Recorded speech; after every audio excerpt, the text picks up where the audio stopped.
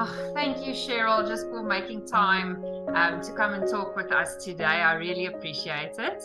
I would like you to start off just by giving an introduction to yourself, just your full name, your age, a bit of what you do for a living, and then family-wise as well. So my name is Cheryl Markram, and I am 53 years old, and I work in admin. And I've got two children. I've got my son, Michael Dean, and Robin. And yeah, they are older. They're out the house already. So it's just my husband and myself at home. And yeah, it's got some adjustments that we had to do, but yeah, it's going. That's me. Good. All right. All right, Cheryl. Now, I would really like you to take us back in time, and just explain, what led up to your cervical cancer diagnosis. So, nobody knows what menopause is. So I went for a doctor's visit because I had all these funny things happening in my body. And I thought, well, nobody talks about it. Nobody knows. It's probably that, because what else could it be? And she gave me a pap smear and she sent it away. And then the call came and said, she informed us that I have got cervical cancer, and yeah, I need to go and see a gynecologist, and we need to get this resolved ASAP. What went through your head when you heard those words? It was unreal. It was, these things don't happen to me.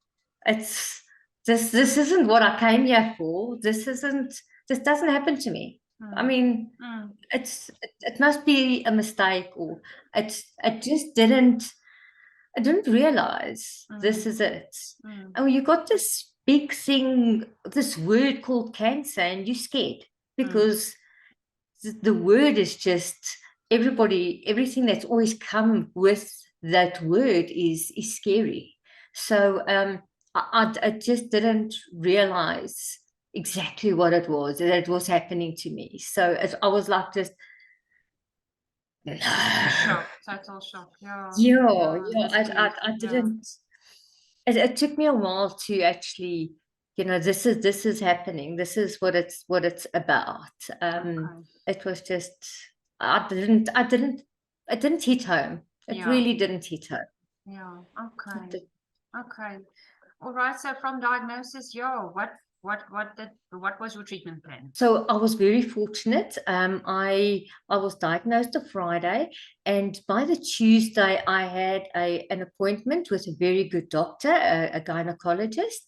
I went for tests, and she saw me, and I was very fortunate to get in. She's a very busy doctor, and so I was very fortunate to get in by her.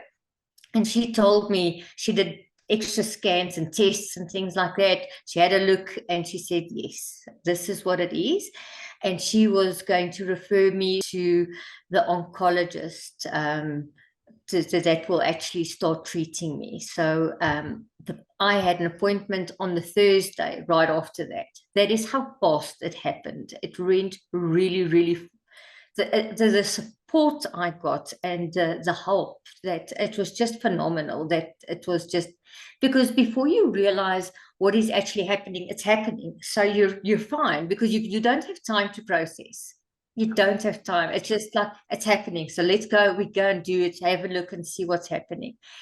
And he also said, it was very early days, so but he'd like to operate as soon as possible. And they booked for at the end of August, and I went for a radical hysterectomy, which means that they didn't only do the hysterectomy, they take out the tubes, the portions.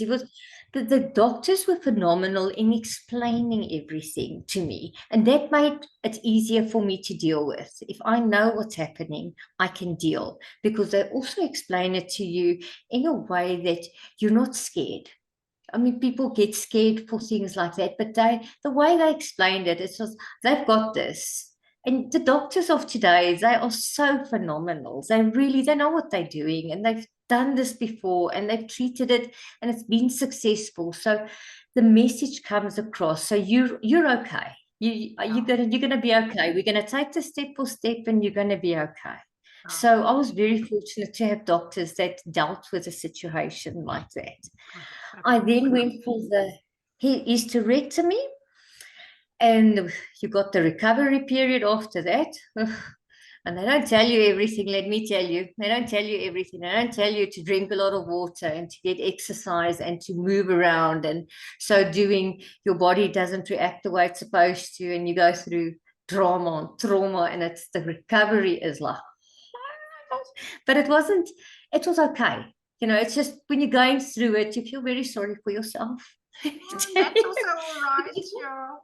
Yeah, you can't do everything that you want to do, you know, and I've got a very, very good support structure. My mom flew down from Jeffries to come and help, and my sister, my daughter was here, and, you know, my husband is like such an angel. He just carry tea, you know, when everything is falling apart, you just bring tea and I'm fine. Oh, that's so sweet. Oh, that's wonderful to hear that, yeah, you had all that support, yeah. And then I went for when I went back for my checkup and to have the stitches removed, the doctor said that he'd spoken to another colleague and they would like me to do radiation, to go through radiation treatment. So I went and saw the doctor and I did 25 sessions of radiation treatment. That involved me going every day for 5 weeks. Weekends you get off. So, and it's literally like a 10-15 minutes. You go in, they give you radiation, and you go out and you go home. I went back to work and I carried on working. I was fortunate that I could still carry on working. My work was very supportive. They were so good to me in this period, giving me the time off, telling me I need whatever I need. I need to take that time off. So I was very, very fortunate to have that. Yes, indeed. Sure. I did the radiation, and I've got my follow-up coming in 2 weeks' time, the next follow-up. So yes, it's going well. I'm feeling good. I am feeling a bit better, a bit stronger. Very much. I'm doing my exercises again. I'm very positive. I'm feeling good. I'm feeling previously I was tired. You know, before this, I was always tired, and I didn't connect the dots. I mean, you get tired, you work December, you just think it's just life. And if I see the difference now, I should have known it's not just life, because I feel so much better. I'm so happy. I'm so happy to hear that, Cheryl. And as I said before, I'm trusting you are going to receive good news in 2 weeks' time with your follow-up, really. And when you're feeling so good, then that's all. It's good signs, you know? Yeah. Yes, definitely. Definitely. And Cheryl, do you have a family history of cancer? I had a grand that had a growth on her leg, a little small thing, and she didn't treat it, and it became cancerous, and eventually they removed it. But she passed away from cancer. But I've got 4 sisters. I've got 4 sisters, and they're all healthy. My mom's healthy, my dad's healthy. On my mom's side, my disease, none of them have ever had cancer. So I don't know of really anything going there. Yeah, it's just, it shows you it's not always hereditary or in your family, you know, it's not always in your genes. Tell us a bit about your experience with Platinum Life. You know, I don't know if you can remember when you were when you took out the policy, but just right through your whole experience with the claim and after the claim. Just take us through that process. So I when the Friday when I heard that this is what I needed to deal with, I obviously went to have a look at what do you have to look at, because you need to go and look at policies, what's going to pay out. If something happens to me, is my will in place? Is everything okay? Because the family obviously has to carry on and things like that. And I was fortunate enough to have a Platinum Life Insurance, and I contacted them, and they said to me they will send me an email, and then I need to just attach all the documentation. So I went through all the doctors, and I sent them the documentation because they need to complete the documentation.